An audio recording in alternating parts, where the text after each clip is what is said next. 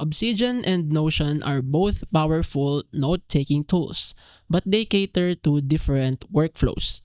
Obsidian is built for personal knowledge management, offering local storage, markdown support, and graph-based linking. It's perfect for users who value privacy, offline access, and deep customization. Notion, on the other hand, is a cloud-based productivity suite with real-time collaboration, databases, and project management tools. It's ideal for teams and users who want an all-in-one workspace. Obsidian is better for solo thinkers and writers. Notion excels in collaborative environments. If you want control and flexibility, choose Obsidian. If you need structure and teamwork, Notion is the better fit for you.